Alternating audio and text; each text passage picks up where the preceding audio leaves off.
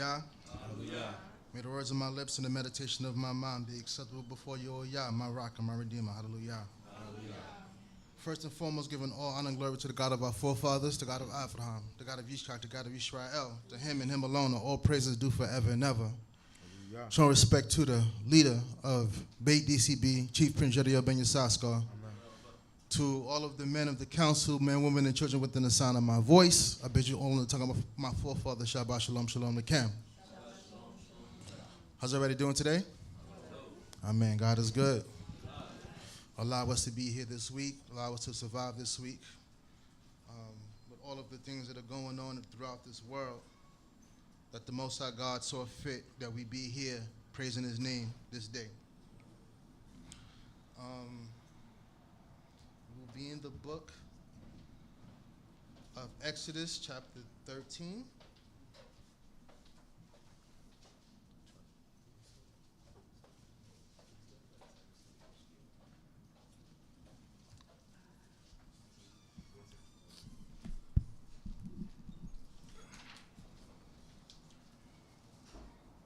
We'll be starting at verse 17, the portion of Beshalach.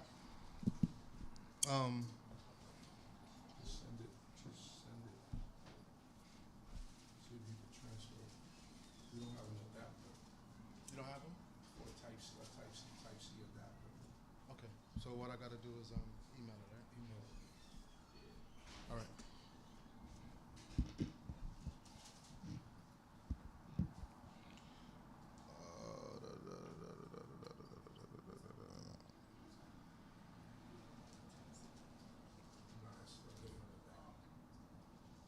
You want to email it now?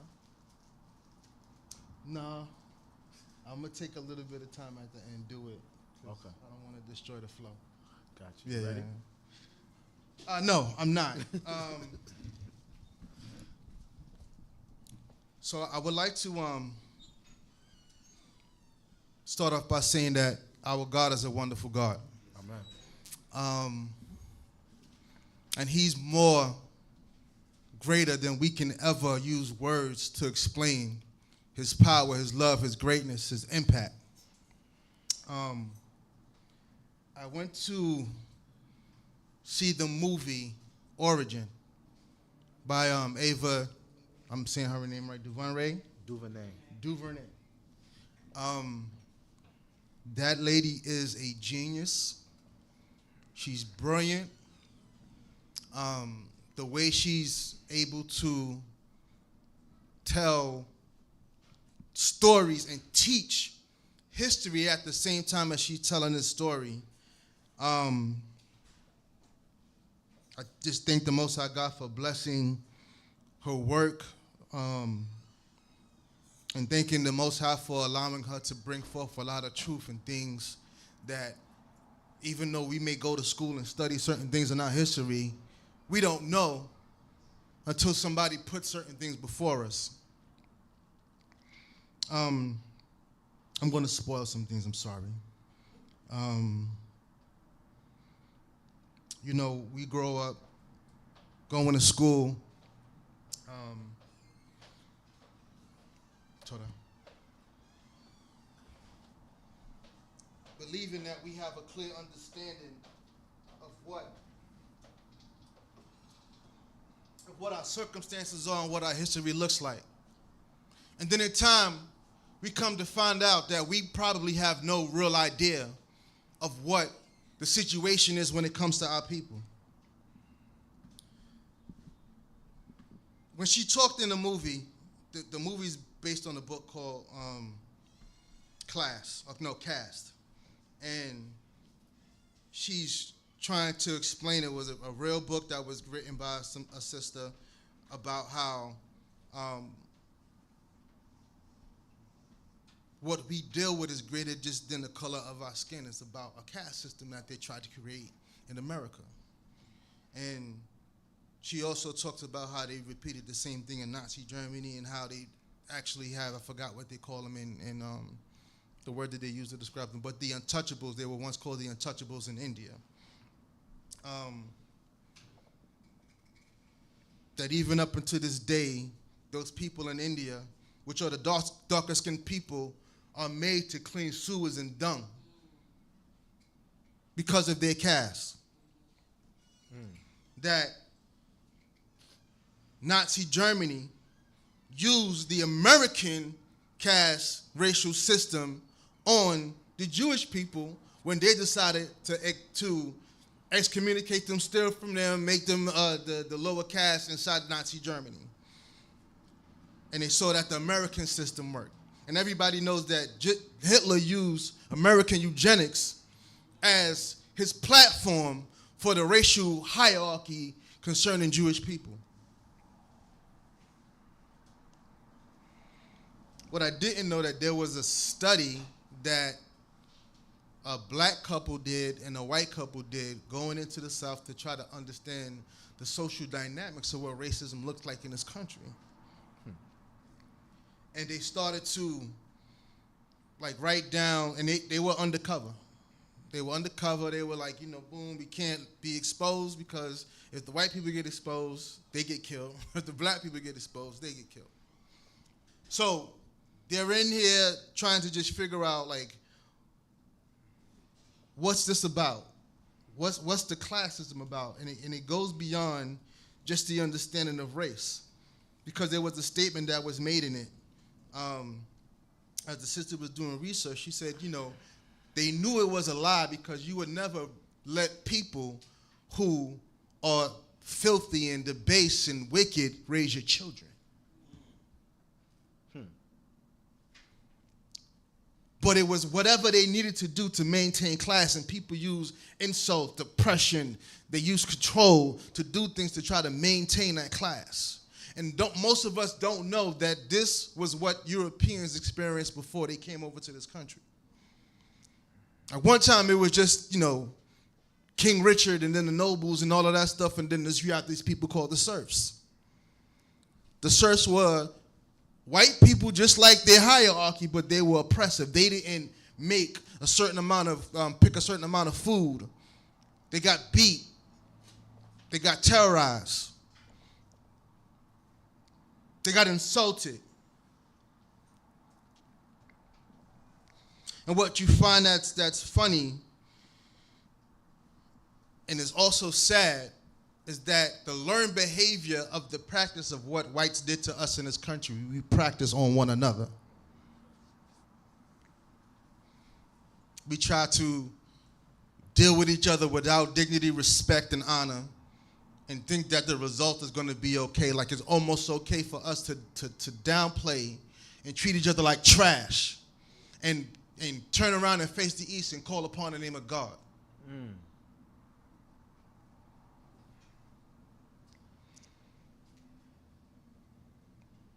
And it's a shocking thing. There was a part in the movie, they were going over Trayvon Martin's death, right? It was supposed to be like around the time that happened. They were watching Obama on TV, and the sister's mother said, something about, that boy should have known better. So she said, well, know better how? Like, what was he supposed to do to not get killed? And before your mind judges the mother, you have to understand the period that she came from. She came from the period where they were taught not to get into white folks' way to stay alive. They had to walk around tipping their hat. They had to give them the street. They had to make sure that they walked in the back of a restaurant. They had to make sure that they were on the blacks only thing and the back of the bus and all of that stuff. And they come from that period where they did what they had to do to survive. So they don't understand that a person shouldn't have to kowtow for their life. But we come from a different generation, and sometimes I thank God that I was born, where I was born, how I was born, that I'm here, because I don't know if I would have lived back then. And I want you to know that besides Kanye saying that slavery was a choice, there were black people that cut white folks' head clean off for the sake of their freedom. Every rebellion that we had is not known. And every rebellion that we had wasn't unsuccessful. The problem is when it comes to us, we lack unity, we lack discipline, and we lack the ability to give ourselves the necessary resources to survive. And that's what part of what I want to bring across today, because we want to go into Beshalach, and I'm going to try to hit certain points concerning Beshalach. But a lot of things that we read upon when it comes to us as a people, when we read upon these things in these portions, you're going to see a consistent issue. Mm-hmm. And the consistent issue is never God. The consistent issue is us. And the consistent issue is our attitude. The fact that we're a people that are fickle. That, one minute we want things a certain way, and the next minute we want it another way. The fact that we don't have discipline, but we don't know how to take accountability for our lack of discipline. So we blame everybody else for the things that we do that's wrong and the things that are happening in our world, because we refuse to look at it for what it is. That we refuse to obey God the way God needs to be obeyed.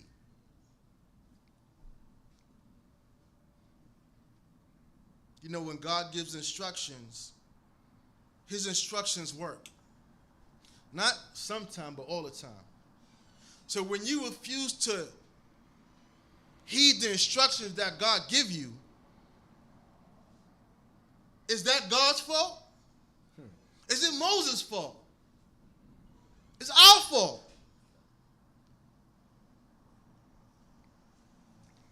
And I got into it was like a little debate with Zar.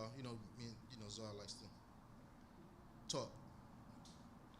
But he said something, right? He said, was Kanye wrong about what he said? Was slavery a choice? And I said, because his point was a valid point. He said, we chose to disobey God to be in this condition. So his argument was valid. I said, true, Zar, but human beings don't always understand the difference between choices and consequences. It's a difference, right? A choice is, I know that I'm going to be a slave, so let me go and do the things I need to go and be a slave. That's not the choice we made. The choice, what we did was, I'm not going to obey God, right? And I think I can handle the punishment that's coming, but you have no idea what the punishment is. Even the way that God, I'm going to do this, I'm going to separate the family. You don't know you didn't expect that your boys and your girls were going to get raped by grown men. You didn't see that part. You didn't see lynchings and people getting their body parts cut. You didn't see that part. Like for us, you choose to smoke crack because you smoking crack to get high. You ain't smoking crack to sell your body. You don't smoke crack to steal from your mom. Right. But that wind up being the consequence of a lot of your action. And not being trusted by nobody because you have a drug addiction. That wasn't something that you planned.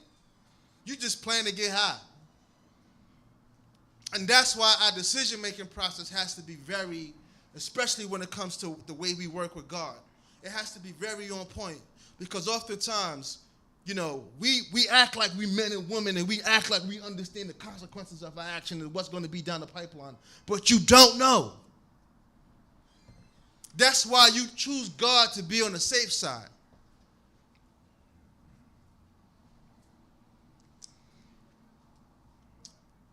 So as we delve, let us go into this portion of Beshalach.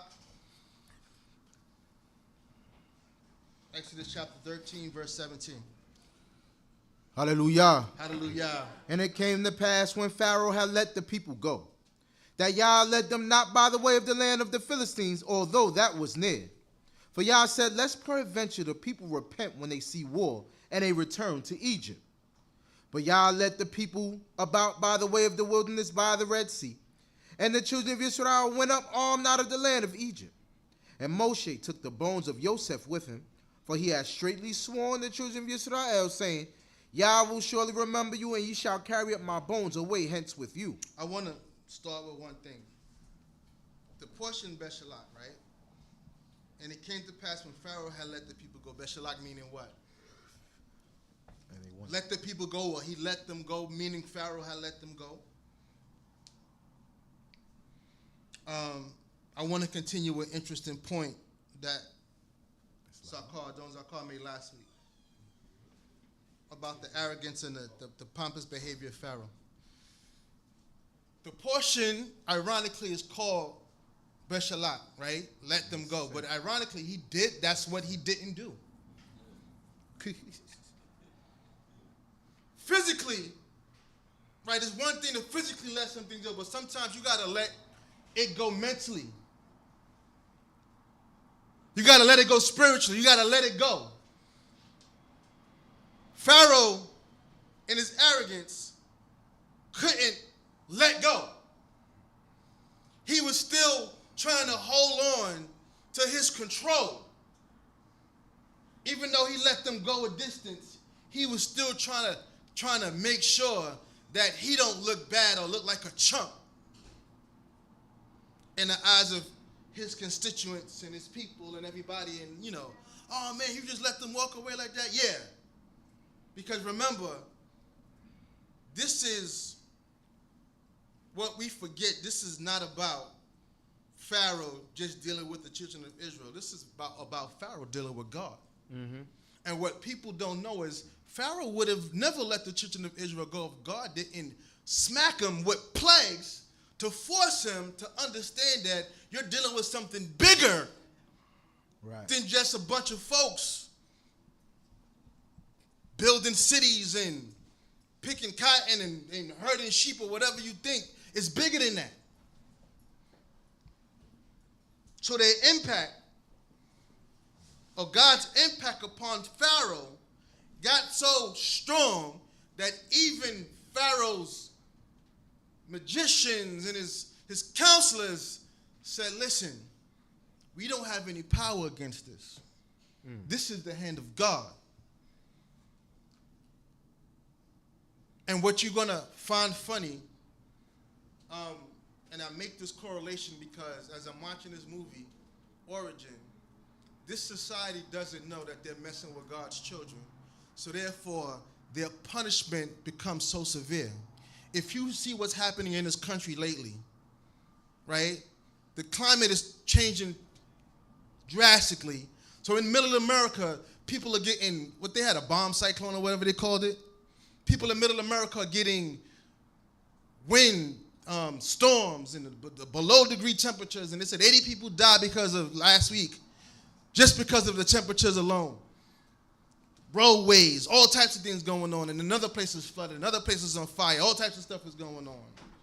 But people can't see that the nature of the punishment, the origin of the punishment is because you are messing with God's children. Mm-hmm. There was a part in this movie, this is what I'm not going to tell y'all, but there's a part in this movie that made you want to jump out on the screen and kill everybody in the movie, right?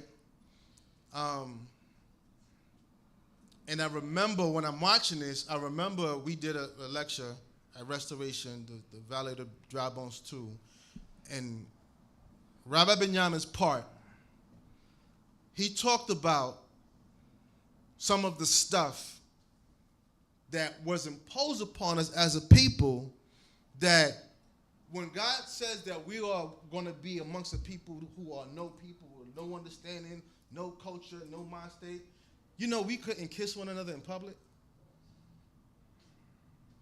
Black people couldn't hold hands in public. I mean, it was stupid, silly rules. We couldn't swim in the same pool because they thought that we would disease the water.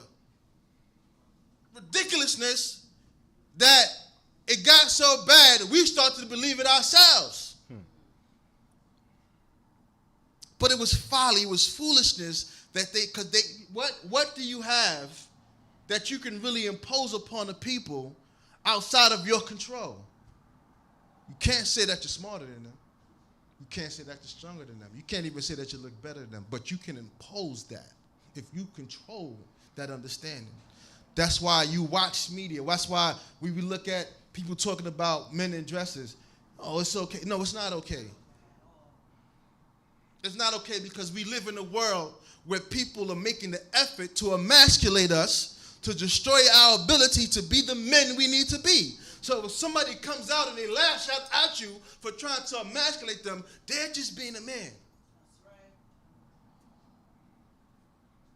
When you attack somebody's manhood, maybe that's all they got. When you attack somebody's womanhood, maybe that's all they have.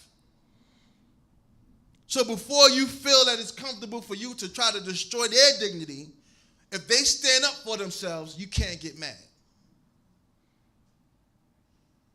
On a domestic level, on a community level, on a nationalistic level.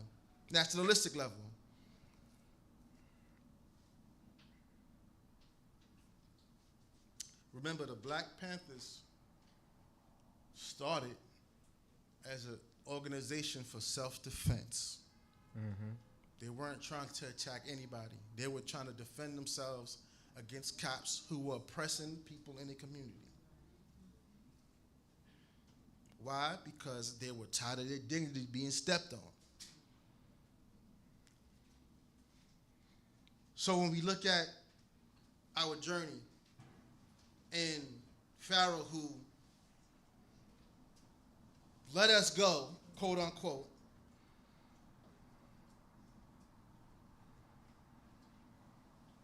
God is always talking about how he's going to harden Pharaoh's heart.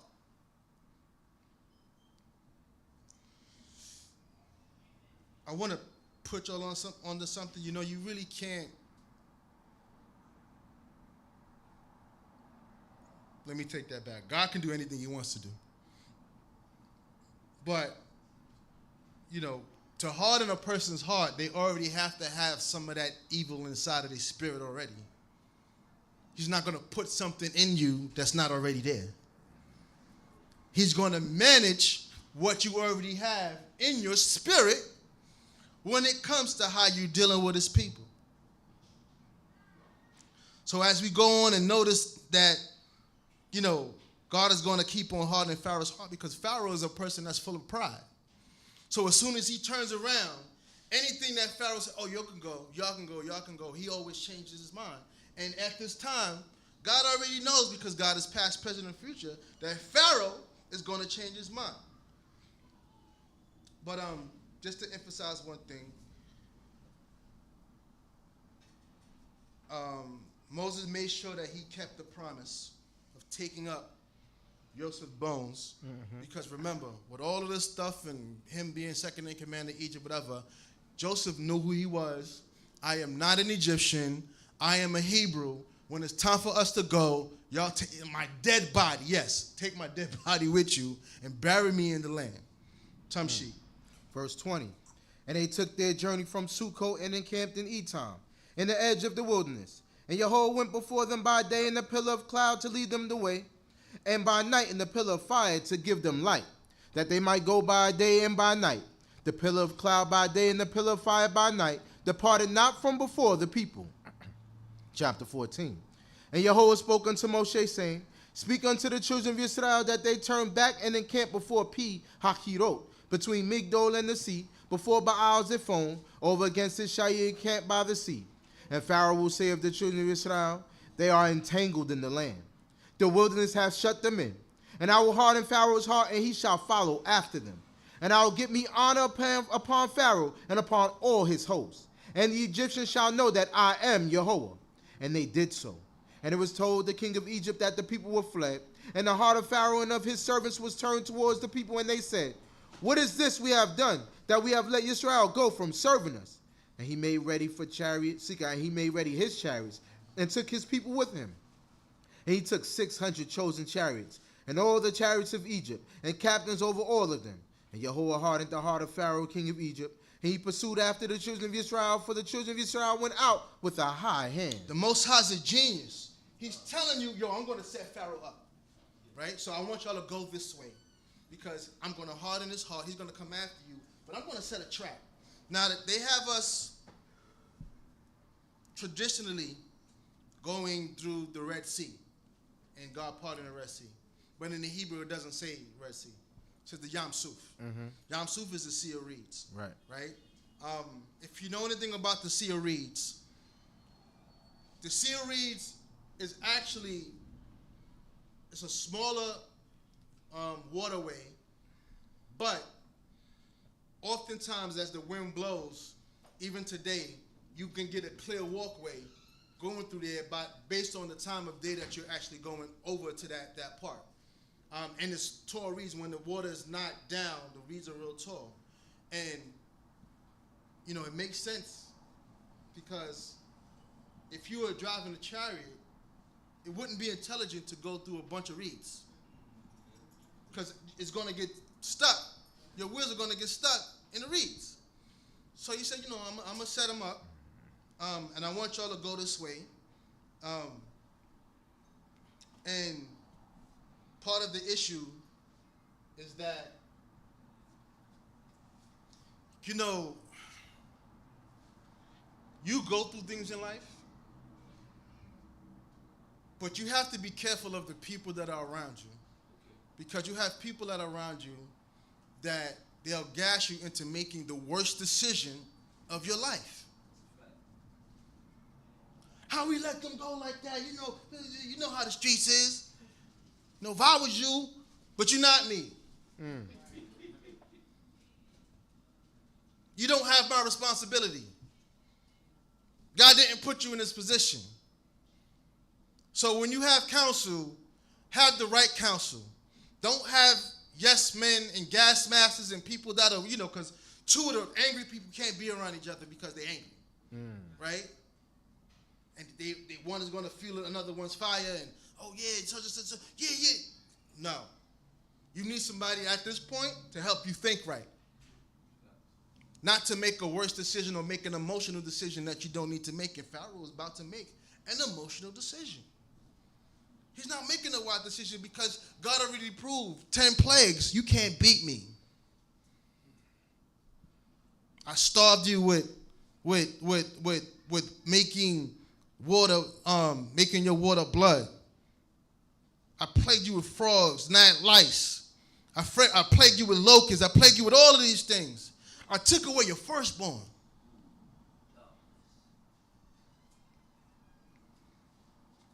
And you still angry, but in often cases of oppression, when people can't fight God, they would rather fight you. So my advice is, let them fight God. Because there's nothing that your adversary can do to you that God won't let happen. Sometimes it's for them to go and get punished so that God can get his glory. Tamshi. Verse 9. And the Egyptians pursued after them all the horses and chariots of Pharaoh and his horsemen and his army, and overtook them encamping by the sea, beside Pi-Hahirot, in front of Baal-Zephon. And when Pharaoh drew nigh, the children of Israel lifted up their eyes, and behold, the Egyptians were marching after them, and they were sore afraid. And the children of Israel cried out unto Yahweh, and they said unto Moshe, because there was no graves in Egypt, hast thou taken us away to die in the wilderness? Wherefore hast thou dealt with us? Wherefore hast thou dealt thus with us to bring us forth out of Egypt? Is not this the word that we spoke unto thee in Egypt, saying, let us alone that we may serve the Egyptians? I want to start there. Number one, what they just said was a bold-faced lie. They never said, let us alone that we may serve the Egyptians. It's written that God heard the cries of the people, and that's why he came to save us and to keep his promise that he made with Abraham. At no time did the children of Israel cry and say, Moses, leave us alone and let us be slaves. We don't read that here. But we lie and say certain things when we are afraid.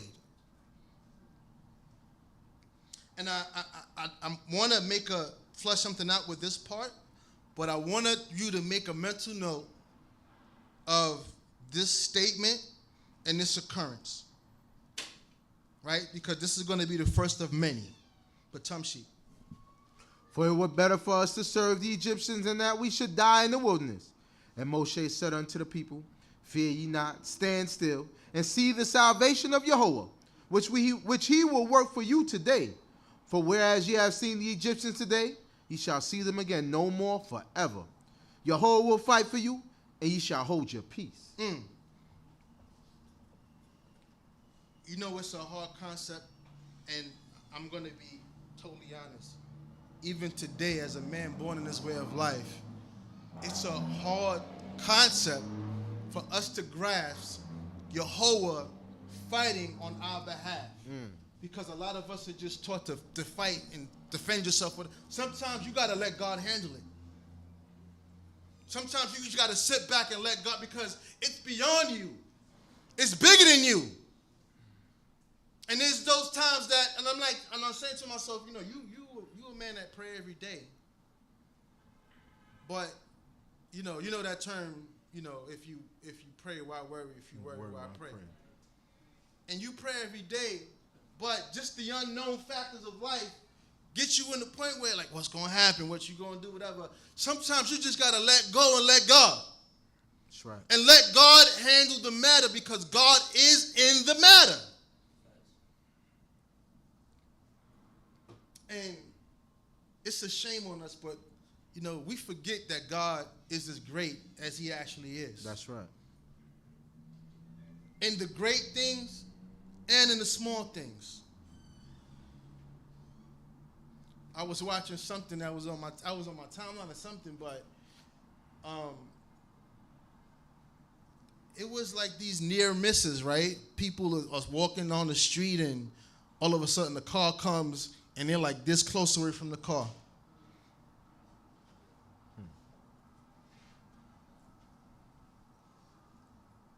Or they fall and they're able to get up, and and then you got the ones that they are misses. You're doing something stupid and you wind up killing yourself. You're taking a selfie and you wind up slipping. Like, you see it all. But God is in control of it all. And when we sit back and not understand, and I'm talking to myself, when we sit back and not understand that God's power and influence goes beyond any measure of anything that anybody can impose. Because you worry more about what man is going to do to you, what the system is going to do, what anybody else is going to do, instead of God. Rely on God. I'm not saying be foolhardy or anything, but I'm saying that God will see you through with all of the things and all of the issues that you have. He does.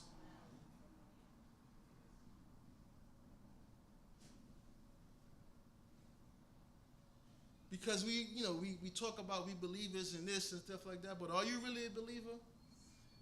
Do you really put it all in God's hands? And we got to learn how to do that sometimes.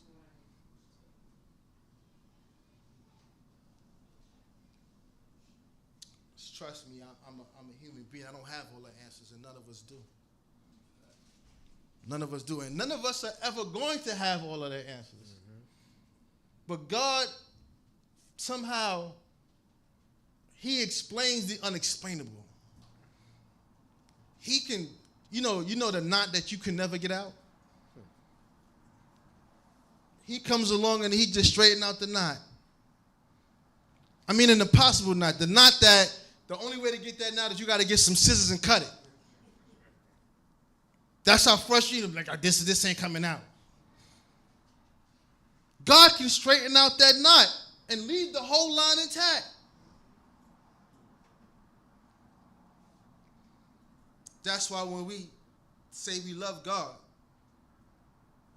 the love we have for him and the love that we talk about having for him is incomparable to the love that he actually has for us. Because he shows that he loves us. What we are supposed to do in return is keep his commandments. Respect and love one another. Honor one another. Do the things that the Most High God required. But every day that we breathe, every day that you get sick and he heals you, all of those things, it's love that he's showing you when he puts you in those situations, because there's a lot of people that got COVID but didn't make it. A lot of us that got COVID and we still here. Why? Maybe there's a scientific explanation behind all of it. I'm not concerned with that, but I'm glad that I'm here. Amen. You should be glad that you're here, that the Most High God has you here, praising his high and holy name. Verse 15. And Yehovah said unto Moshe, wherefore criest thou unto me? Speak unto the children of Israel that they go forward, and lift thou up thy rod, and stretch out thy hand over the sea, and divide it, And the children of Israel shall go into the midst of the sea on dry ground. And I, behold, I will harden the hearts of the Egyptians, and they shall go in and after them. And I will get me honor upon Pharaoh and upon all his hosts, upon his chariots and upon his horsemen. And the Egyptians shall know that I am Jehovah, when I have gotten me honor upon Pharaoh and upon his chariots and upon his horsemen.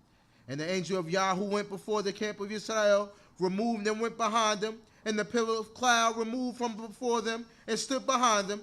And it came between the camp of Egypt and the camp of Israel. And there was the cloud and the darkness here, yet gave it light by night there. And the one came not near the other all the night. So I just wanted to go back because my teacher, Mario Shea, the Most High bless his memory. Amen. He would always talk about this part, right? I don't know if he got it from his album. Maybe he did, maybe he didn't. I don't know. But there came a point where God was telling Moses, listen, Paul, I gave you all of the power. Mm-hmm. Stop. Like, stop turning to me for every single thing. You got the power right now. Do what you got to do. Israel, there's going to be a point in your life, as I'm talking about the Most High God and his glory and his might, but there's going to be a point where he's going to empower you.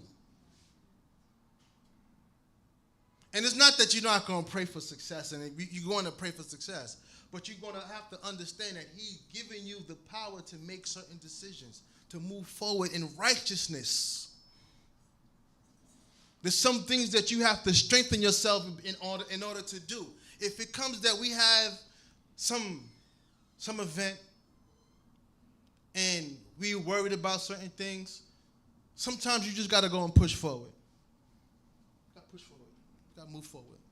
When it comes to a place, it's scam because the money. Sometimes we just got to go and push forward. Why? Because God has given you the power to do so. Mm.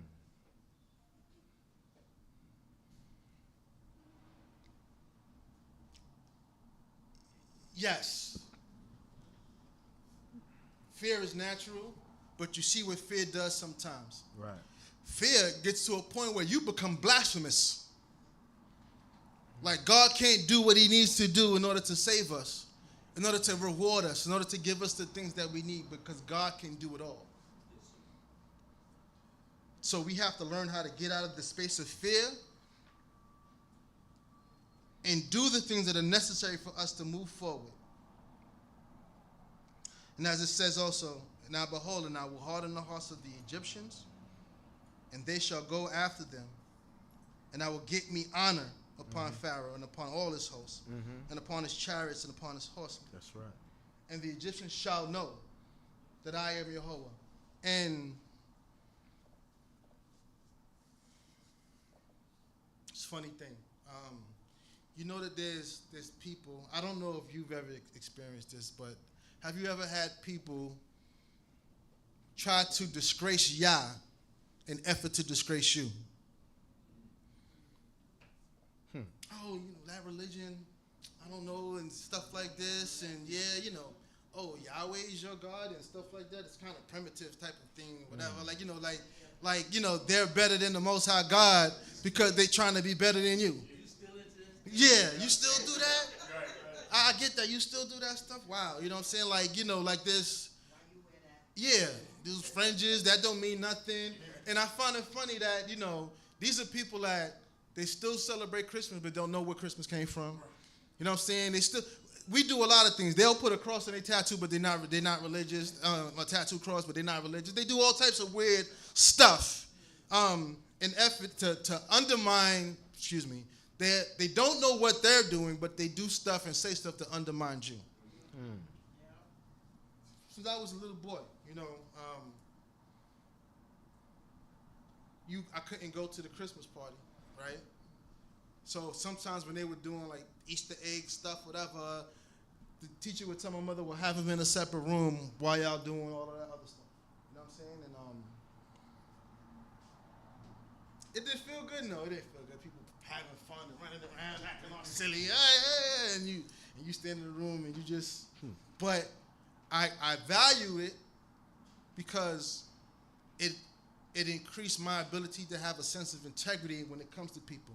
that I have the discipline, that I don't have to participate, and I don't have the fear of missing out.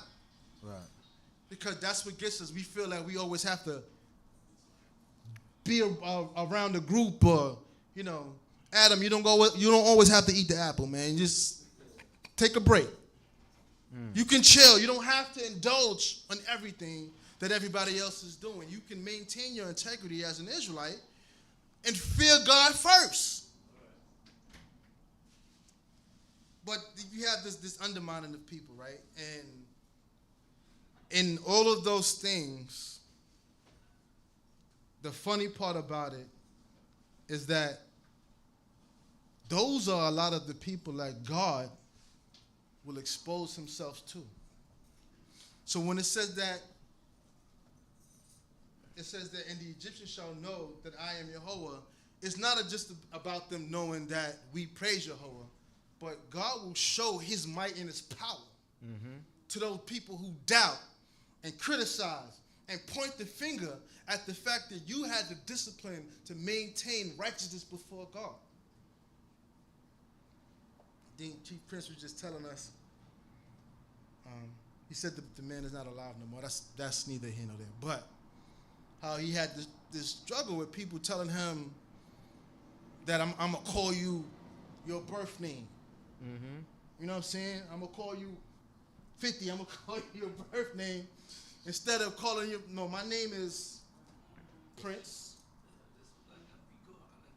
Yeah. Now you got the way you got to call people's pronouns. Call my name. My name is Prince Yediel Ben. I don't even know how. I don't care if you pronounce it right, but Ben Yissaskar. Ben Israel. Ben Yitzchak Ben Apple. But that's my name. I'm going to call you the name that's on your paper. Chief Prince got his name changed. So-and-so. No, this is my name. This is my official name, so you don't have no excuse. Yeah. But listen. You'll laugh at that, but sometimes you got to punch people in the mouth. Sometimes you got to punch some people in the mouth. I'm not saying physically all the time, but when you are trying to destroy this man's dignity because he's making a choice to change his name for the sake of being a better person before God. And you always have people that are trying to challenge that. And they've always done it to us. You know, when the nation was out and everybody called themselves X, you had people challenging that. I mean, I'll get into that later. But you always have people trying to challenge your faith, your dignity, your integrity that you choose to make because you're not worth anything unless they can control you. And we deal in a world of people with control complexes. And a lot of times defamation and insult is how they're able to control us. To make us think that our hair is not good enough. That our dark skin is a problem. That the way we walk and the way we talk is not sufficient for their standards. When you are some of the most ignorant and backwoods people on the planet. Don't you know that this is why the history is so important? Don't you know that there were slave masters that rated the efficiency of each ethnic group that they had in servitude? There's records with that said, listen, I don't want an Irishman. I want an African. Africans are smarter. They're more industrious. Don't give me no, because they're ignorant. I can't deal with an Irish person. And I'm just saying that to let you know that, no, it's not good to value yourself as a slave. But even in our lowest state, we still shine the best. In our lowest state. Y'all remember when Jesse Owens was running in Berlin? Let me tell you what happened. Hitler taught a master race theory. He would have a bunch of parades and showing you, man, this is Aryan blood. Everybody got their chest out. Yeah, such and such, such and such. And when it came down to it, they couldn't outrun us. They couldn't outbox us. They couldn't outdo anything towards us. So it made everything like visibly wrong. So what happens when you start teaching a theory and the theory has to change because it's got disproved? You change the whole theory. If you take the black slave and you do this with it and stuff like that, and then you can. This gift come from God. Mm-hmm. Don't got nothing to do with what you think that you had. The gifts and the power that we had was already ours when we got here.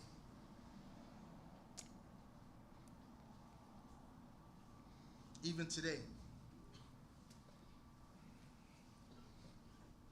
they trying to scientifically find out why we sing the way we sing. That's crazy.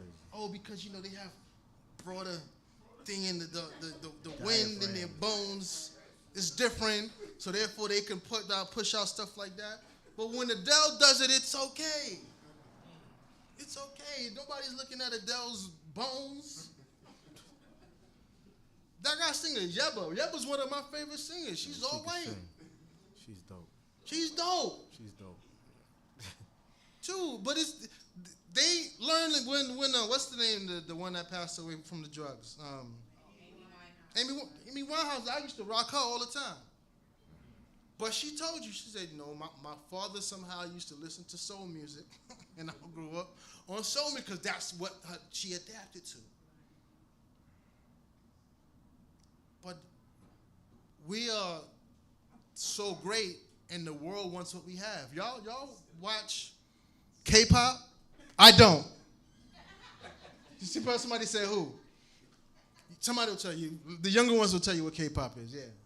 K-pop, Korean music now. Yeah, but I'm like, New Edition started all of that. Temptations, Four Tops. But it started.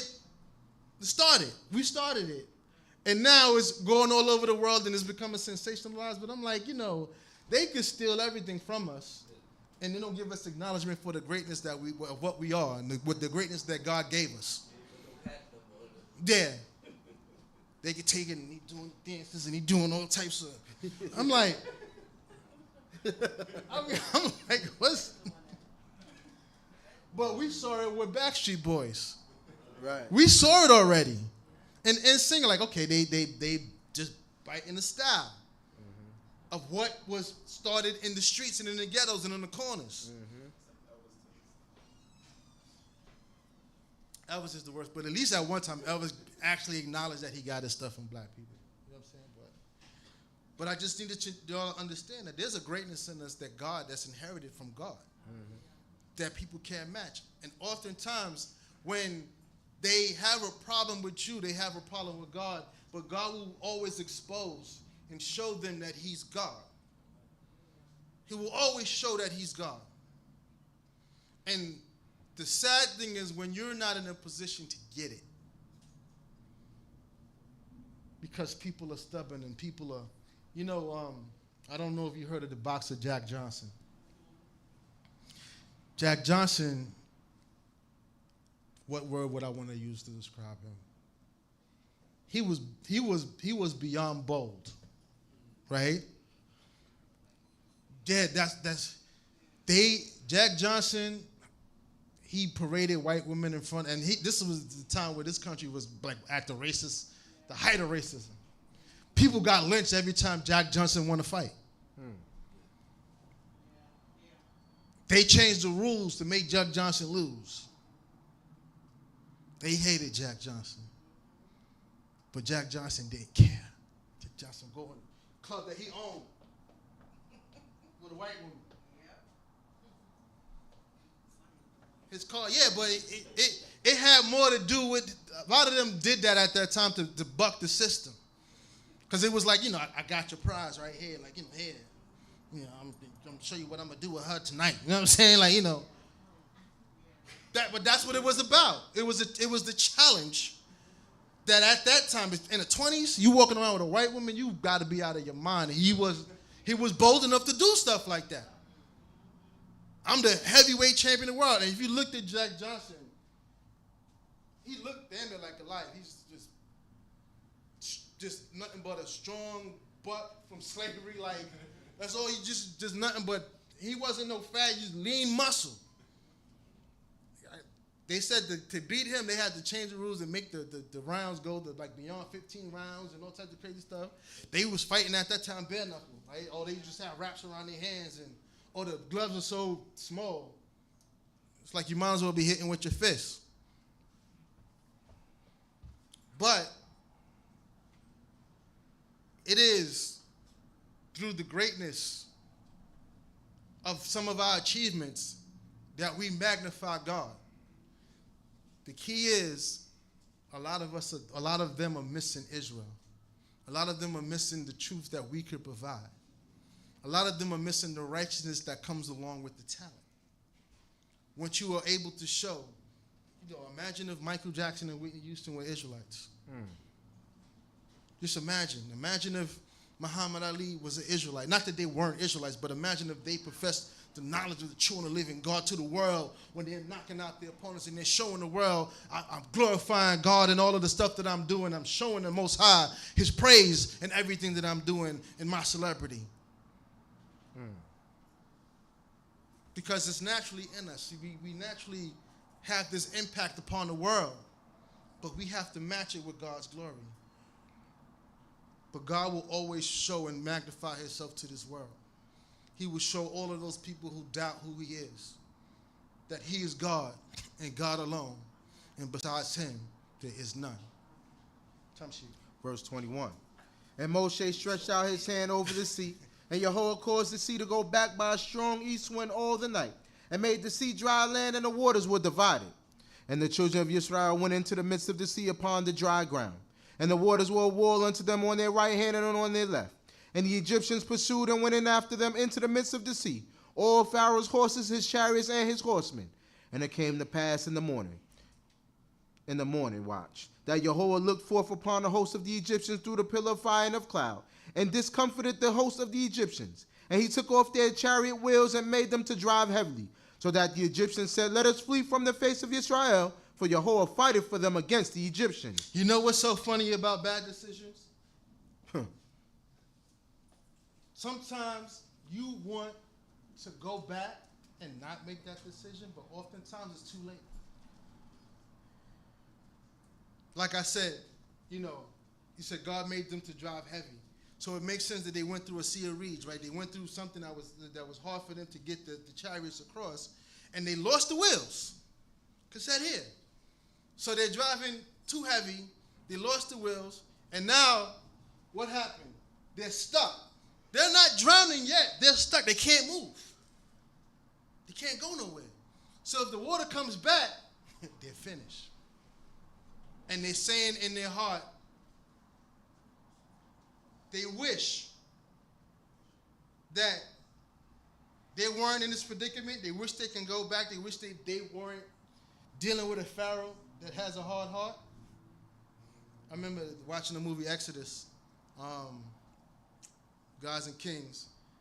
There's a part where they're going, this is not true, it's not recorded, but there's a part that they're going through this road on the mountains. And all of a sudden, a bunch of, because the general was telling him, yo, slow down. And they're going through the mountain thing, and all of a sudden, all things, it falls down, and a bunch of the cliffs fall down, all that stuff fall down. And then there's a part where he's just looking at him like this, like I told you, you know what I'm saying? And then the other part is like, we gonna die, because this guy don't like to listen. But when you're in these situations, sometimes you have to be careful who you listen to. You have to be careful regarding who's leading you. You have to be careful about the things that you decide. Sometimes you have to fight for your right to make the right decision. It's a book that I have called Intelligent Disobedience, right? And the book is based on the idea that No order is valid unless it's right. Oftentimes we get caught up in doing things because we are trying to be compliant instead of being right. And oftentimes you have to fight for your ability to know that, hey, this is the right thing to do, and I can validate why this is the right thing to do. As opposed to just, I'm going to listen because I've did that often in my life. I'm going to listen so that there's no beef. I'm going to listen so that we can all get along and everything could be okay. But sometimes you got to fight for your ability to make sure that things happen in the right way. And now they're in a situation where they regret it because they know that they're not going to survive. Tumshi. And Yahweh said unto Moshe, stretch out thy hand over the sea, that the waters may come back upon the Egyptians, upon their chariots, and upon their horsemen. And Moshe stretched forth his hand over the sea. And the sea returned to its strength when the morning appeared. And the Egyptians fled against it, and Yahweh overthrew the Egyptians in the midst of the sea. And the waters returned and covered the chariots and the horsemen, even all the hosts of Pharaoh that went in after them into the sea. There remained not so much as one of them. But the children of Israel walked upon dry land in the midst of the sea, and the waters were a wall unto them on their right hand and on their left. Thus Yahweh saved Israel that day out of the hand of the Egyptians. And Israel saw the Egyptians dead upon the seashore. And Israel saw the great work which Yahweh did upon the Egyptians. And the people feared Yahweh, and they believed in Yahweh and in his servant Moshe. Now, and I say that because we have our moments. You know, when things are going good, God is good. Mm-hmm. When things are going good, Moses is the man. But when things get tough, where's your faith? You know, it's a funny thing with Pharaoh. You know, Pharaoh already made himself an enemy to God because he enslaved his people. Pharaoh made himself an enemy to the people of Israel by enslaving them as well. Pharaoh made himself an enemy to Moses by not heeding what Moses was trying to tell him through God, right? But the greatest enemy that Pharaoh had was Pharaoh. Right. Pharaoh, in his arrogance and his pride, he got in his own way. Pharaoh could have just been like, listen, you know, I give Pharaoh after the first plague. Because after the first plague is enough for me. Like, somebody's turning water into blood. Yeah. You good. You can have what you want to have because I don't know how to do that. I don't know where that comes from. But even got to a point where Pharaoh's magicians couldn't repeat those things, and he was advised, listen, this is beyond us. This is the power of God. This is the finger of God. I think you should rethink about keeping these people here because, you know, their God is kind of strong. Right. Pride. Pride gets in the way of everything. Yeah. Teach us. Everything. Pride makes you, not proud, but pride makes you not be able to think rationally. Pride takes away your ability to even be calm and to speak wise things. Pride takes away your ability to even listen. Oh, slow down, stop, don't do that, don't do that. Pride. So what we don't want to do is be a people that are full of pride and let our pride and emotions lead our understanding. Because our understanding should come first. Our wisdom before God should come first. Our righteousness should come first, not our pride. Because our pride is going to kill us. And pride usually does. You know,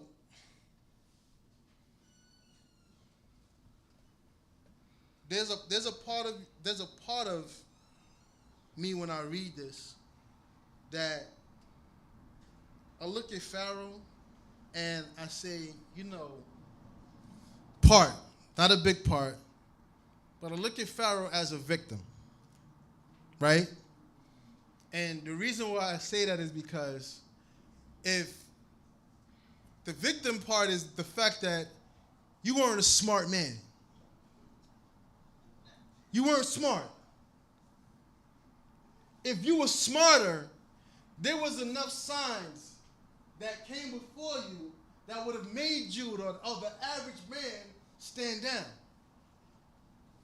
So my victim is like, okay, wow, he wasn't bright enough to see this stuff. So it's like almost like, wow, he's getting the short end of the stick because he wasn't thinking. But at the same time, he had chances. And that's why I say small, because I'm not giving him all that credit that he's a victim, because he had chances. 10 plagues or 10 chances? There's chances. Then you had a last big chance where you didn't want to let go emotionally. You didn't want to let go mentally. You let them go physically, but you got somebody gas you up. How you let them go like that? Because God's power is too great. Right. There's some things that happen in your life. There's some roads that you probably want to take. There's some things you want to do that in one way, shape, or form, God stops you.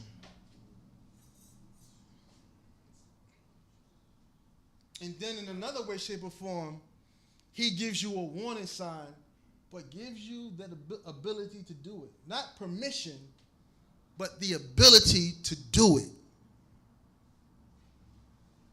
Then you will be like those people, those Egyptians, in the middle of the sea, waiting to die, regretting the fact that they followed these bad orders.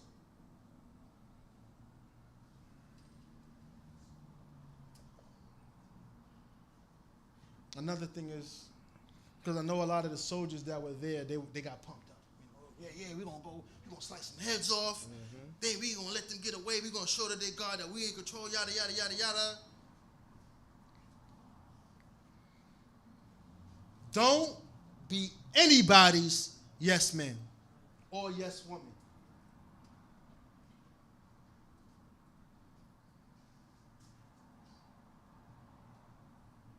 And I'm telling you from experience, don't be anybody's yes man. Anybody. Because they're a human being and they're flawed just like you. So if you don't take the time to validate what comes out of a person's mouth, you put yourself in harm's way.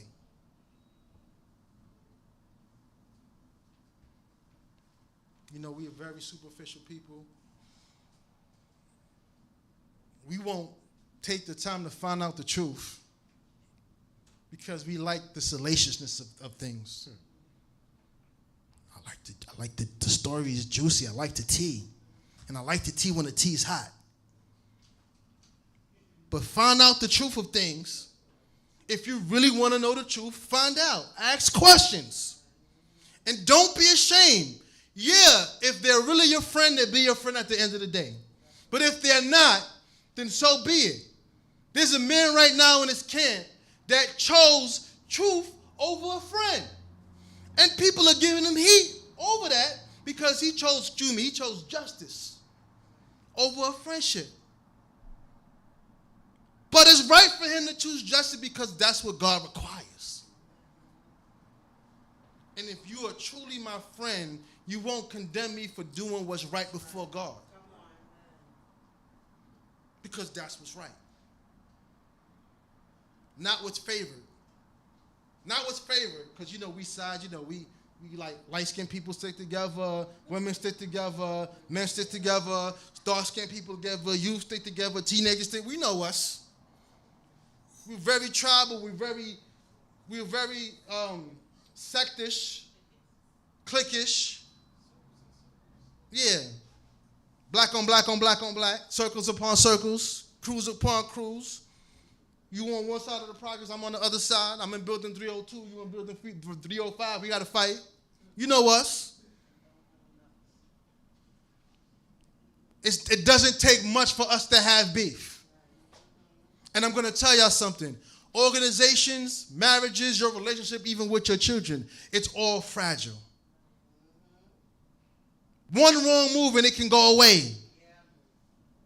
So don't believe that just because you are here that, everything's going to... No, we need the right type of people in this place. You need to have the right type of marriage. You need to make sure that you have the right type of relationship with your children because it's all fragile. At any second, the wrong move can bring everything to pot. You think you insult your brother, that your brother's going to still be your brother at the end of the day? He's not. Even if he tolerates a little bit of whatever here and there, but he's not going to be your brother at the end of the day. So one thing that you have to learn how to do is respect one another and respect the fragility of the relationships that you have. Respect it because you don't have to have it. Don't insult people and when they walk away, like, why are you walking away? For real? Like I'm supposed to be abused? Nobody's meant to take abuse. Physical, mental, verbal, or otherwise. Nobody's meant to take. God didn't put us in amongst each other for us to abuse one another.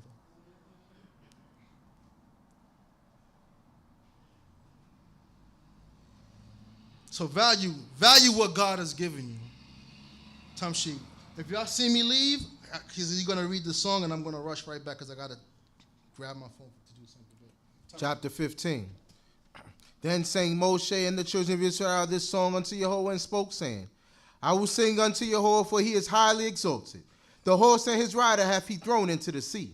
Yahweh is my strength and song, and he is become my salvation. This is my Yah, and I will glorify him. My father Yah, and I will exalt him. Yahweh is a man of war, Yahweh is his name. Pharaoh's chariots and his hosts hath he cast into the sea, and his chosen captains are sunk in the Red Sea. The deeps cover them, they went down into the depths like a stone. Thy right hand, O Yahweh, glorious in power. Thy right hand, O Yahweh, dasheth in pieces the enemy. And in the greatness of thine excellency, thou overthrowest them that rise up against thee. Thou sendest forth thy wrath, it consumeth them as stubble. And with the blast of thy nostrils the waters were piled up. The floods stood upright as a heap. The deeps were congealed in the heart of the sea. The enemy said, I will pursue and I will overtake. I will divide the spoil. My lust shall be satisfied upon them. I will draw my sword, my hand shall destroy them. Thou didst blow thy wind, the sea covered them. They sank as lead in the mighty waters. Who is like unto thee, O Yahweh, among the mighty? Who is like unto thee, glorious in holiness, fearful in praises, doing wonders? Thou stretchest out thy right hand, the earth swallowed them. Thou in thy love hast led the people that thou hast redeemed. Thou hast guided them in thy strength to thy holy habitation. The peoples have heard, they tremble. Pangs have taken hold on the inhabitants of Philistia. Then were the chiefs of Edom affrighted. The mighty men of Moab trembling taketh hold upon them. All the inhabitants of Canaan are melted away. Terror and dread falleth upon them. By the greatness of thine arm they are as still as a stone. Till thy people pass over, O Yahweh, till the people pass over that thou hast gotten. Thou hast given them in and plantest them in the mountain of thine inheritance. The place, O Yahweh, which thou hast made for thee to dwell in, the sanctuary, O Yahweh, which thy hands have established. Yahweh shall reign forever and ever.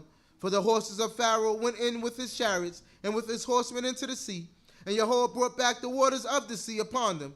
But the children of Israel walked on dry land in the midst of the sea. And Miriam the prophetess, the sister of Aharon, took a timbrel in her hand, and all the women went out after her with timbrels and with dances. And Miriam sang unto them, Sing ye to Yahweh, for he is highly exalted. The horse and his rider hath he thrown into the sea. Amen. And Moshe led Yisrael onward from the Red Sea, and they went out into the wilderness of Shur. And they went 3 days in the wilderness and found no water. And when they came to Marah, they could not drink for the waters of Marah, for they were bitter.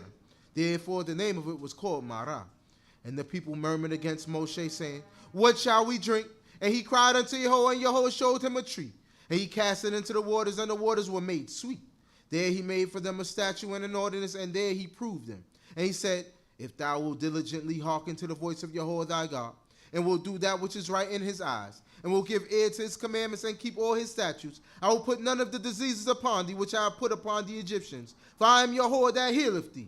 And they came to Elim, where there were 12 springs of water, and 70 palm trees, and they encamped there by the waters. Make the second mental note about the murmuring, right? The first one was the lack of faith and confidence in the fact that they got scared when Pharaoh started to charge. This part is where they didn't have water, and they started to murmur against Moshe. Tamshi. Chapter 16. And they took their journey from Elim, and all the congregation of the children of Israel came unto the wilderness of Sin, which is between Elim and Sinai, on the 15th day of the 2nd month, after their departing out of the land of Egypt. And the whole congregation of the children of Israel murmured against Moshe and against Aharon in the wilderness. And the children of Israel said unto them, would that we had died by the hand of Yahweh in the land of Egypt, when we sat by the flesh pots, when we did eat bread to the full. For ye have brought us forth into this wilderness to kill this whole assembly with hunger. Then said Yahweh unto Moshe, behold, I will cause to rain bread from heaven for you, and the people shall go out and gather a day's portion every day, that I may prove them whether they will walk in my law or not. And it shall come to pass on the 6th day that they shall prepare that which they bring in, as it shall be twice as much as they gather daily. And Moshe and Aharon said unto all the children of Israel, at even, then ye shall know that Yahweh hath brought you out from the land of Egypt. And in the morning then ye shall see the glory of Yahweh, for that he have heard your murmurings against Yahweh. And what are we that ye murmur against us? And Moshe said, this shall be, when Yahweh shall give you in the evening flesh to eat, and in the morning bread to the full. For that Yahweh heareth your murmurings which ye murmur against him. And what are we? Your murmurs are not against us, but against Yahweh. And Moshe said unto Aharon, saying to all the congregation of the children of Israel, come near before Yahweh, for he hath heard your murmurings. And it came to pass, as Aharon spoke unto the whole congregation of the children of Israel, that they looked toward the glory of Yahweh, that they looked, and behold, the glory of Yahweh appeared in the cloud. And Yahweh spoke unto Moshe, saying, I have heard the murmurings of the children of Israel. Speak unto them, saying, at dusk shall ye eat flesh, and in the morning ye shall be filled with bread. Ye shall know that I am Yahweh your God. And it came to pass at even, that the quails came up and covered the camp. And in the morning there was a layer of dew round about the camp. And when the layer of dew was gone up, behold, upon the face of the wilderness a fine scale-like thing, fine as the hoarfrost on the ground. And when the children of Israel saw it, they said one to another, what is it? For they knew not what it was. And Moshe said unto them, it is the bread which Yahweh hath given you to eat. This is the thing which Yahweh hath commanded. Gather ye every man according to his eating, and omer a head according to the number of your persons shall ye take it, every man for them that are in his tent. And the children of Israel did so, and gathered some more and some less. And when they did meet it with an omer, he that gathered had much, nothing. He that gathered much had nothing over, and he that gathered a little had no lack. They gathered every man according to his eating. And Moshe said unto them, let no man leave of it till the morning. Notwithstanding they hearkened not unto Moshe, but some of them left of it until the morning, and it bred worms and rotted. And Moshe was wroth with them. I want to stop right there.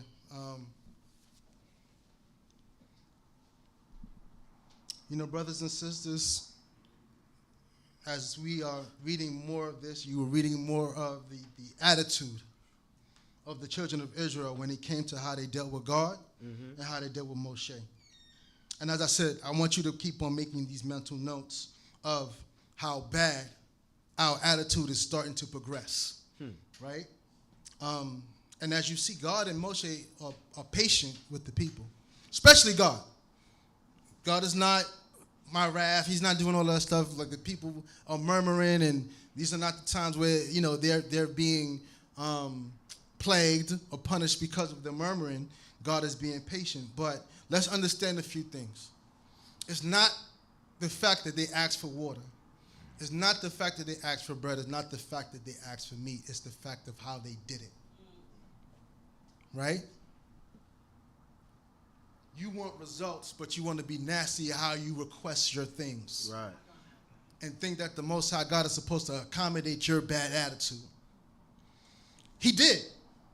He did, but it's patient. It's always about them trying to understand the covenant. Them trying to understand the fact that I will provide this, but will you be my people? Will you keep my law? Will you do what I tell you to do?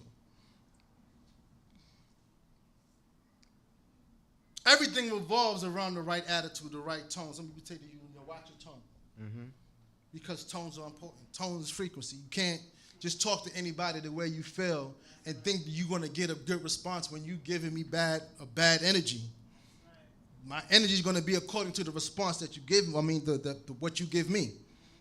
So when you think about how you deal with one another, it's not that you always have to be soft, but you don't have to be cruel. You don't have to be insensitive.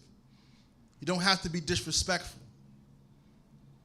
Because if God dealt with you the way you deal with other people, just think about that. If God dealt with you the way you choose to deal with other people, if God dealt with you with wrath and anger all the time, how would you stand before him? When the Most High God gives us, he gives us the power and the impact, right, to manage things in the best way that we can. It is your responsibility to do your best as an adult, to do things in a righteous manner. There's a saying that goes, two things define you. Your patience when you have nothing, and your attitude when you have everything. So if I'm the person that, if I have, right, and because I have, I look down on you, or I oppress you, that shows what my character actually is. Right. That I am an oppressor. Doesn't show that I'm a good person. I was good when I didn't have anything. I was humble and stuff like that. But when I got, I treated everybody like trash. No, that means that you're the person that treats people like trash. Because your morals are not based on conditions. Morals are morals. Right. Either you good or you bad. Either you a thief or you not. If everything is going well, of course you ain't going to steal nothing. Let me not say that for everybody, because some people do it anyway, right? But everything's going well, you ain't going to take nothing, right? But when you become desperate, what do? That's your test. Your test is when, the chips is down. Is the truth going to kick in? Nah, man, I got to do what I got to do. We say all types of, I got to do what I got to do to survive. We say all types of stuff. But is your morality going to kick? Because, we talk law, but a lot of people, they sit in the seat, but they don't have a moral compass. If they hungry, they eat whatever. If they mad, they do whatever. But is that what God requires of you? Your job is to be righteous regardless of what the conditions are. That's why you read the story about Job. Job lost it all. Lost it all. Not just the material things, but he lost his kids. He lost it all. But refused to curse God. Because whatever it was with Job, he had a moral compass. And at the end of the day, a lot of our forefathers were like that. You think Jacob's life was easy? Jacob dealt with the worst things. Jacob dealt with some of the worst things imaginable. Right? I had to leave my house because my brother wanted to kill me, to go to my crooked uncle, who was jerking me for years, had to leave him. He wanted to kill me. Right? To go face my brother again. I had to wrestle with an angel, a messenger, that gave me a limp for the rest of my life. And I had to go to my brother in fear because I don't know how my brother feel now, so I had to play good with him. I got sons that ain't worth nothing. Every time I tell them to do something, they do the opposite. My baby girl dies. My son is from what I was told, was eaten by a wild animal. You think that enough? You think that ain't enough to just be like, listen, I can't do this no more. I'm going to just bite the bullet. Somebody kill me, drown myself, whatever. But he endured. Because at the end of the day, he had a faith in God that was unshakable. Unshakable. My firstborn son sleeps with my wife. All types of crazy stuff this righteous man had to deal with.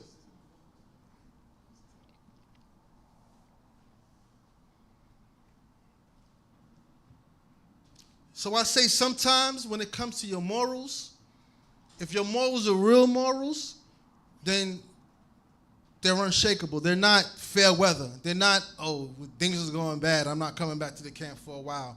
Oh, I don't like this. This don't got into this is bigger than that. Everything that happens with God is bigger than my personal feelings. Yes, sir. It's bigger than that.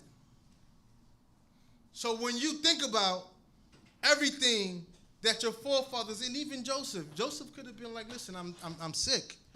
I get sold by my brothers down in Egypt. Yeah, maybe I talk too much, but why I gotta go to slavery for that? You know what I'm saying? Like, I gotta get sold for that? Then get accused of being an adulterous rapist. Mm-hmm. Get locked up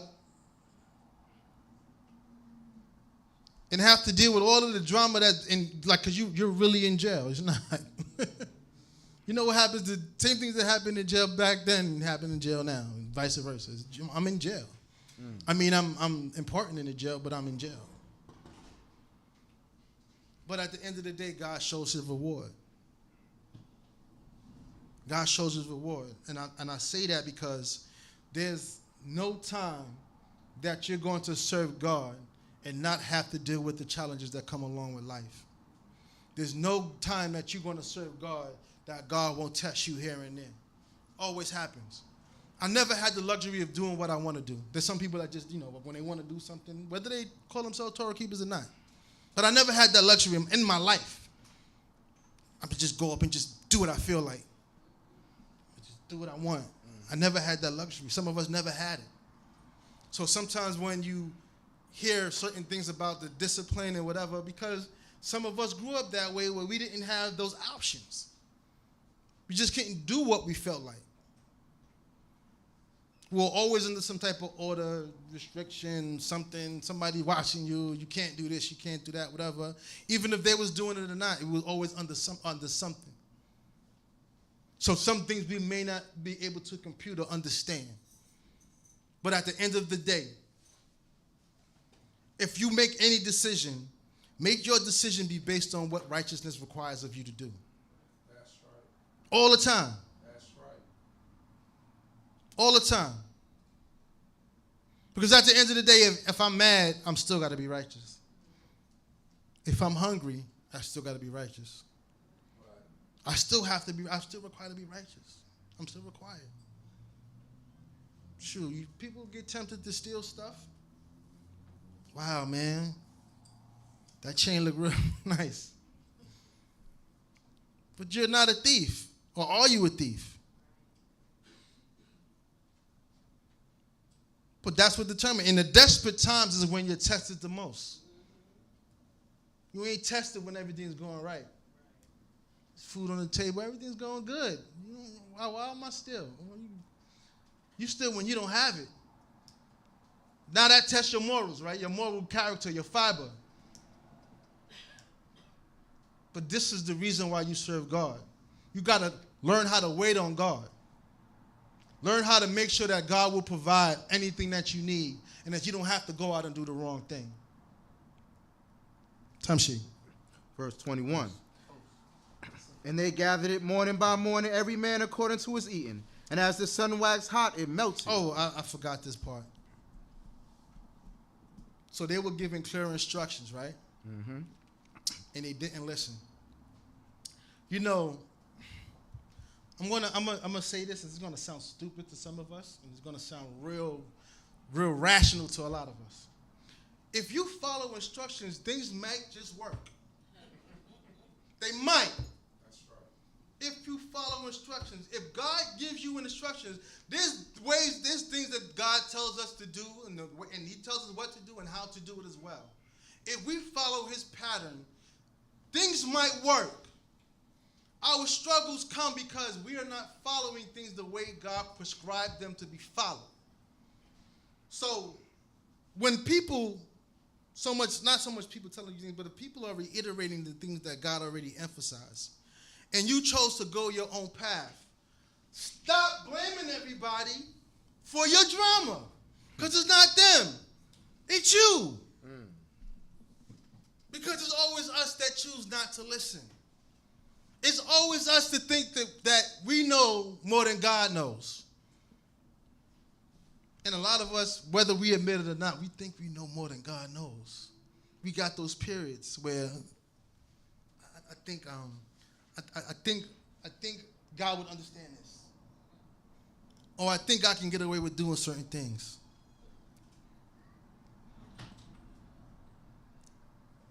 But God is the best knower of all things. And you know what? He's smarter than us, you know. God is smarter than us. He's smarter than us. Very, very smart. Time sheet.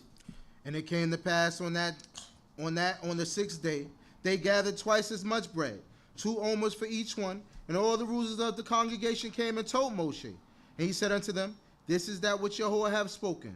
Tomorrow is a solemn rest, a holy Shabbat unto Yahweh. Bake that which ye will bake, and seethe that which ye will seethe. And all that remaineth overlay up for you to be kept until the morning. And they laid it up to the morning, as Moshe bade, and it did not rot, neither was there any worm therein. So this is the first introduction of the Shabbat began with a practice, right? It began with an instruction. God commanded us to bake what we will bake and see what we will see before the Shabbat comes in. This is why a lot of us don't touch certain things on Shabbat. We may not microwave, we may not do anything because God commanded us not to cook anything on the Shabbat.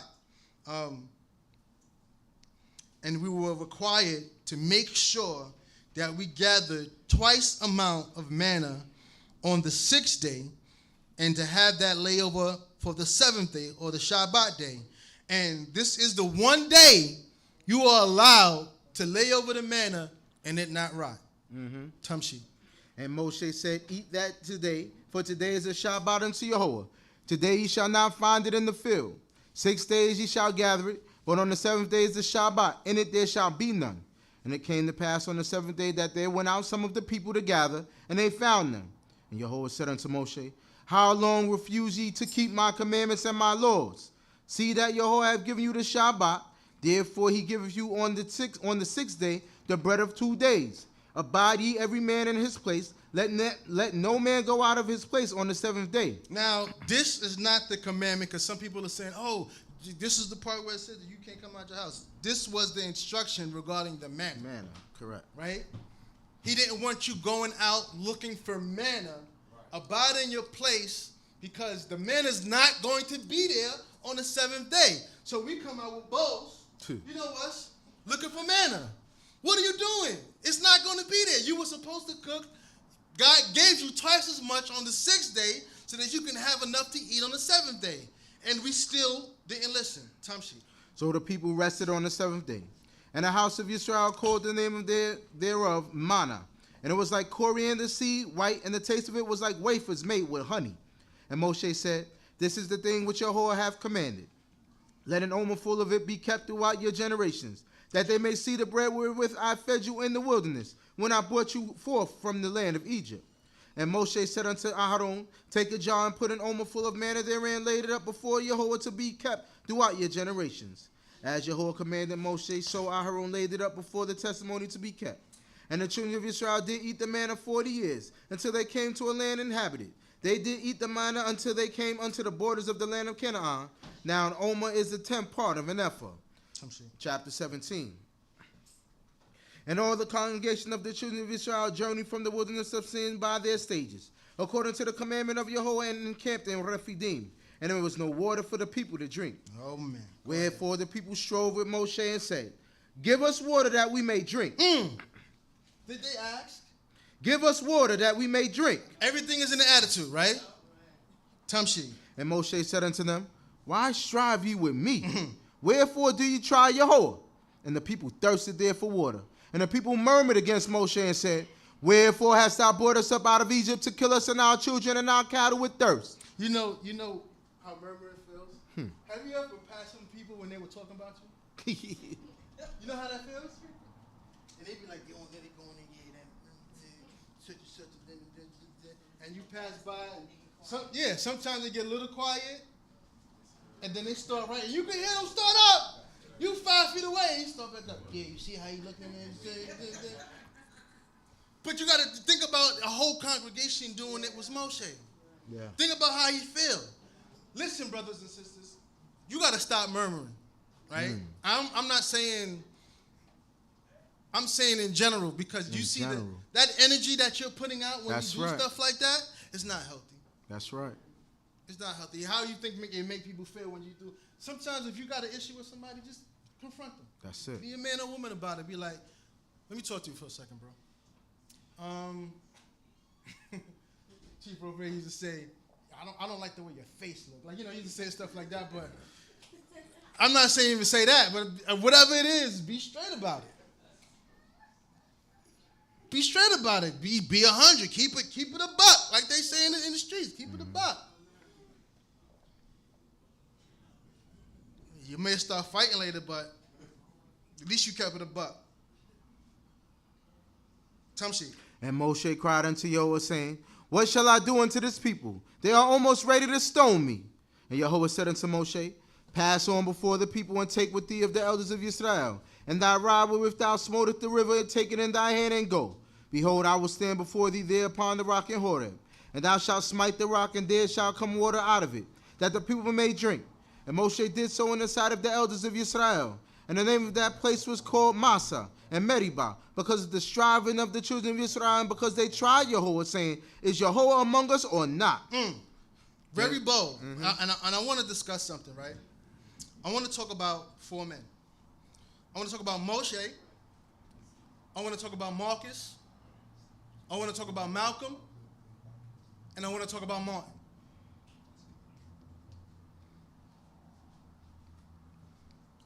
How do men deal with defamation? How do women deal with defamation?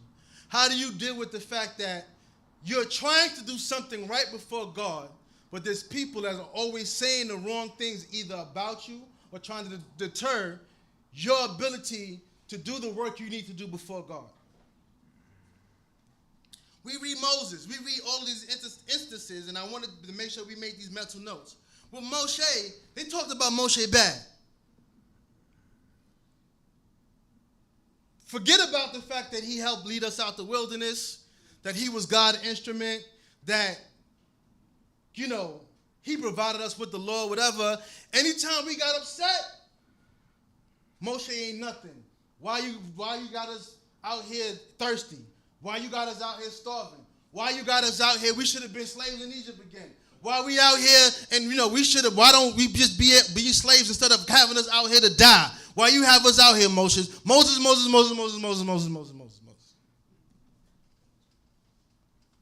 And Moses, being the meek and humble man that he is, always patient, always doing what God required him to do. Even that one time that he lost his cool, cost him going into the land. But every time he just ate. He just ate the bullets. He just, man, I'm going to take it. Eat your bullet. Just took it off. Right? Marcus Garvey. Marcus Garvey started the UNIA, Universal Negro Improvement Association, right? Worldwide organization. I think at its height it had close to 2 million people. Started the Black Star Liner. Started to try to do things to get black people off of their feet. You had a male core and a female core, right? The people that had the biggest problem against Garvey was his own kind. W.E.B. Du Bois was one of them. I love him, but he had a problem with Marcus Garvey. Oh, look at these guys, they got pompous, stiff, whatever the case may be. And for whatever you think, the man is making an effort to do something that wasn't done before, right? Trying to make his people strong, trying to make the people aware of the greatness of black people throughout the whole world. He was sold out by one of his own in his own circle. That's how he wound up going to jail. They got him on some mail fraud stuff, whatever. J. Edgar Hoover. And he had to deal with personal issues. I think he got married 3 times. And at one time he just said, I just give up because my heart is more dedicated to the cause. And I really don't have time for marriage. But he had his issues that he had to deal with concerning people and concerning his ability to do his job. Malcolm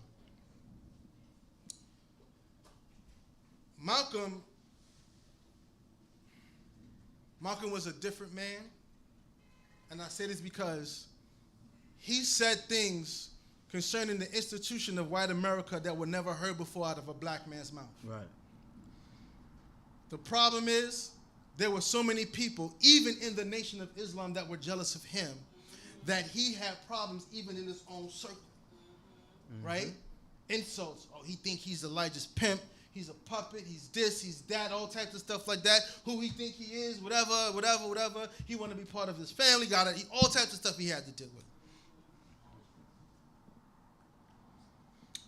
While trying to fight the system at the same time.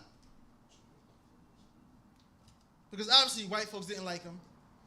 But there were a lot of his own kind that didn't like him. Oh, he's a demagogue. He's this. He's that. He's anti-Christian. He's whatever. He was all this stuff. Martin Luther King was okay when he did the bidding of the civil rights movement.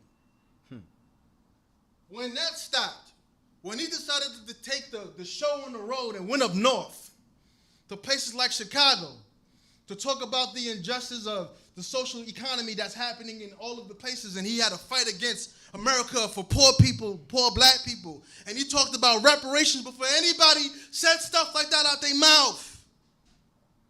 He said if you're going to fight a war in Vietnam and take a man to the moon, you have enough money to put black people on their feet. He became a problem, even amongst his own. Most of the people say that when he got shot, he got sold up by the people that was in his circle. I say that to y'all because what do? Do you stand there and take the punishment and the brunt of the people's mouth, or do you stand up for yourself? Because it's usually a catch-22. If you stand up for yourself and you get too aggressive, you become toxic, right? Oh, he's an animal. He's this. He's that. Whatever. But if you take on, oh, he's a punk, and he's this, and if you take it, that's what you become. I say that because we need God on our side, and we need the support of righteous people. We need to know that if we go out there to push an agenda for the Most High God, that you'll be here in support of that agenda. That if a brother goes out and puts himself out there, you ain't the one that's going to be cutting him in half every time he says something, because for some of us, this was our life work. I've been teaching since I was 9. I've been organizing for a very long time. What do? Do I stand there and take the punch? Or do I fight back? And sometimes it's a real question because I don't always know what to do. Because I don't want to be so aggressive that I have to wind up in jail. But I don't want to be anybody's punching bag either. So I pray. I pray daily that God gives me the peace of mind to make the right decision. But you do not need anybody around you provoking you to do the wrong thing.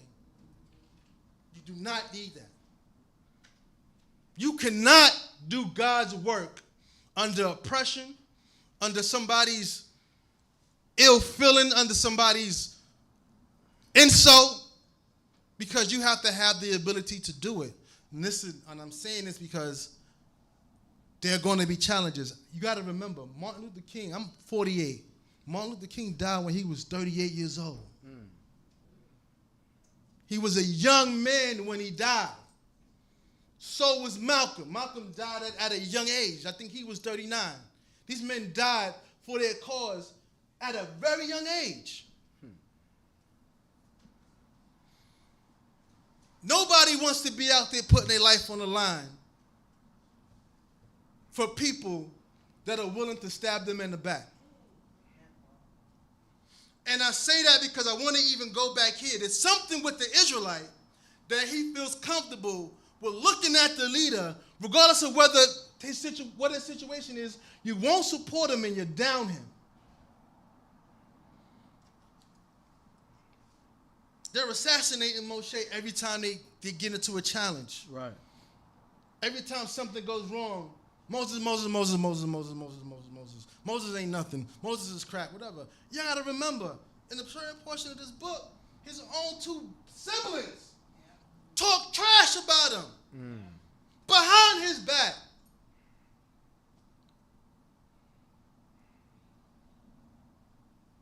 What do you do?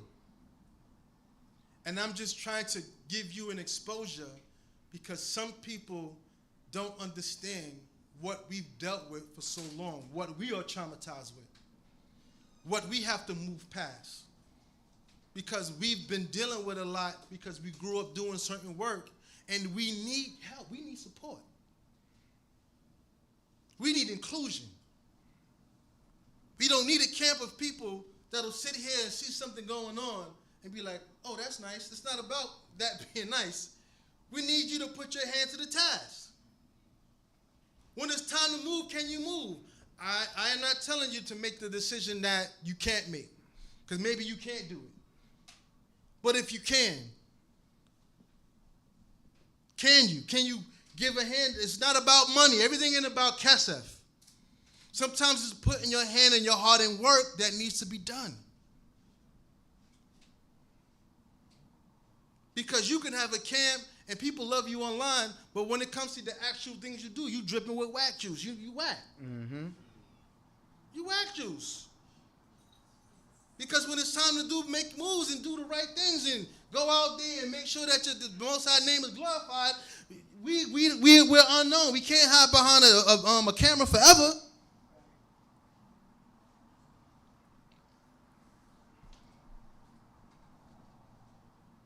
So I just want that to be known. I want that to be understood. And this, I'm not asking for an answer, but I just need for you to think about some of those things.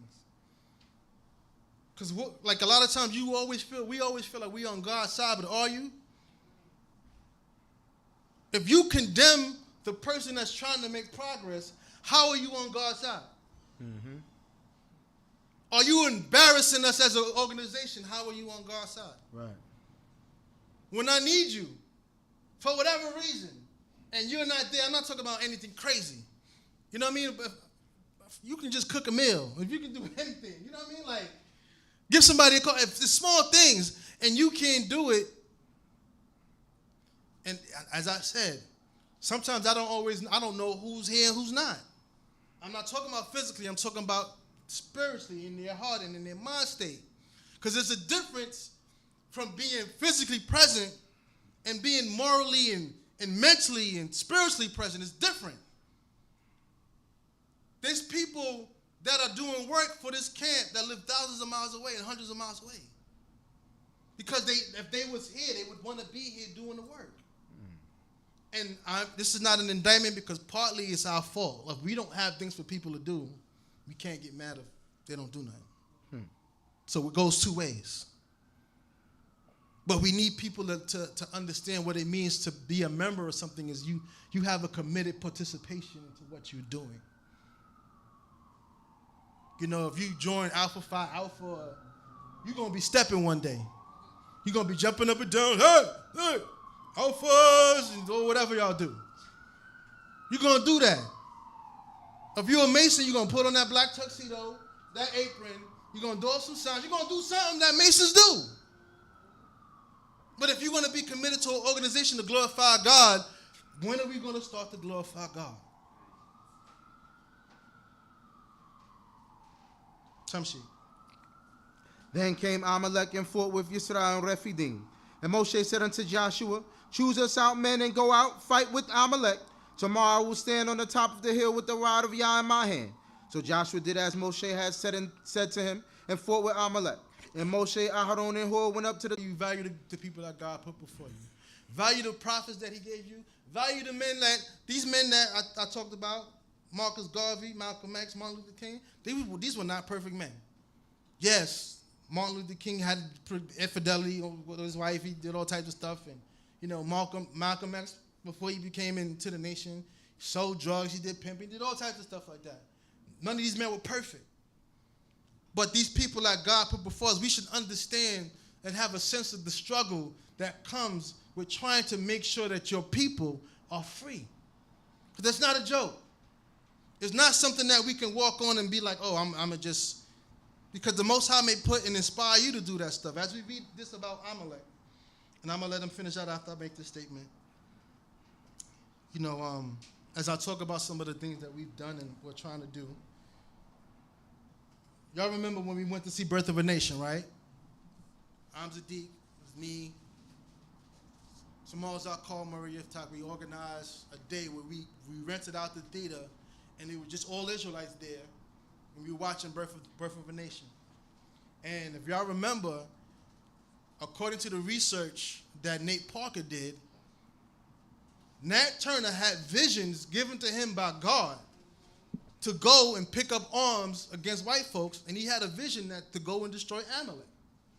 And that's what he had in his mind. He had the vision, when he saw the portion of the book was the portion in Samuel, where he said, when Saul was told to go and kill Amalek, kill the babies, kill everything, kill the cattle, kill everything. And we see here why God has a beef with Amalek. Let me tell y'all something that's very wicked that we tend to practice.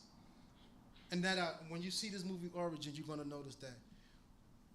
There's something in the human spirit that we don't like to fight our enemies. We like to fight people that can't fight for themselves.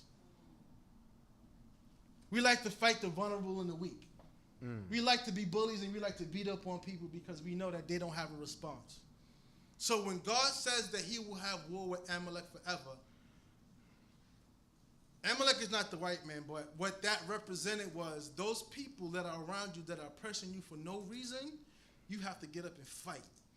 And the fight that you have for the freedom of your people, the freedom of anybody that's getting oppressed, it has to be a continual fight. Don't sit around and see stuff happen and not say nothing. Don't see somebody being picked on and oppressed and you got the power to do something about it and you don't. You got to be able to learn how to stand up for those people that can't stand up for themselves. Yeah, you may have to put yourself in harm's way sometimes, but if you got the strength to do it, then do it. Time sheet. But Moshe's hands were heavy, and they took a stone and put it under him, and he sat thereon. And Aharon and Hur stayed up his hands, the one on the one side and the other on the other side, and his hands were steady until the going down of the sun. And Joshua discomfited Amalek and his people with the edge of the sword. And Yahweh said unto Moshe, write this for a memorial in the book, and rehearse it in the ears of Joshua, for I will utterly blot out the remembrance of Amalek from under heaven. And Moshe built an altar and called the name of it Adonai Nisi. Yahweh is my sign, or Yahweh is my banner. And he said, the hand upon the throne of Yahweh, Yahweh will have war with Amalek from generation to generation. Hallelujah. Hallelujah. Hoping and praying you got something, but sit down. Don't stand up yet. I want my Ozi, I have a slide, right?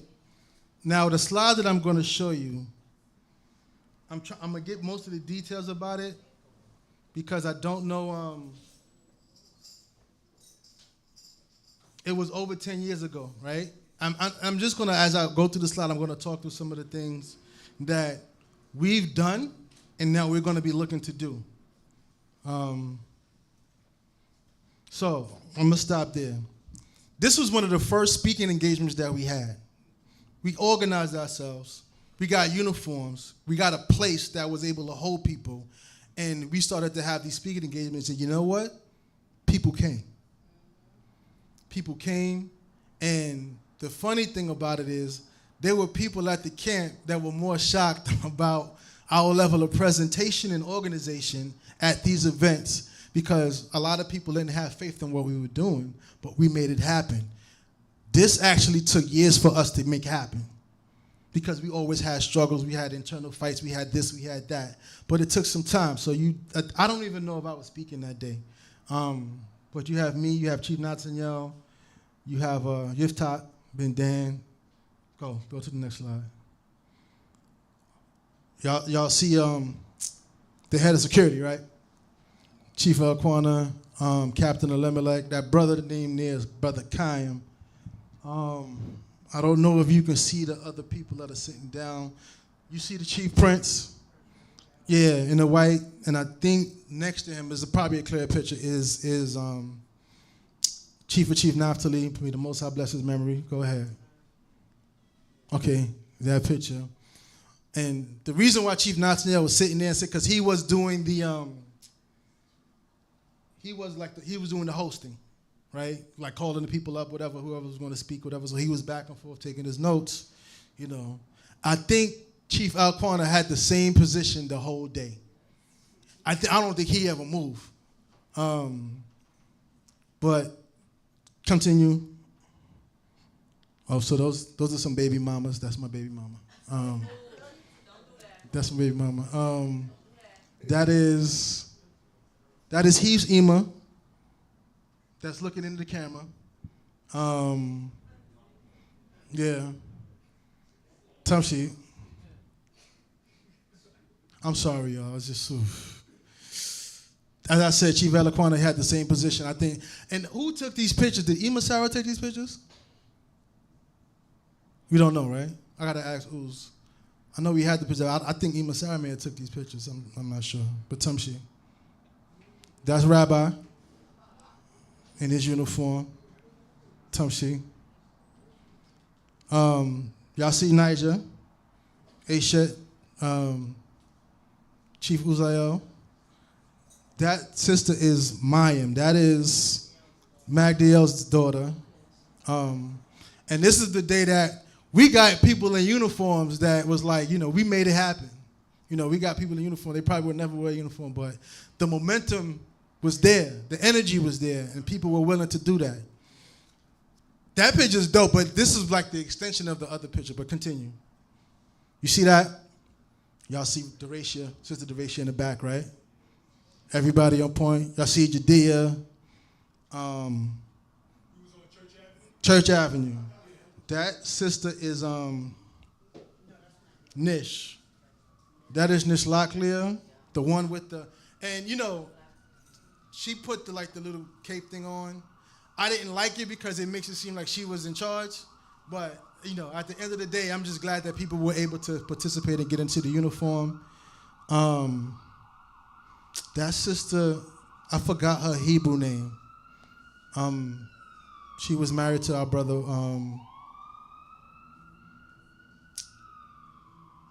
I can't even remember people's name now. Her name was Asha. What's not Yakli though.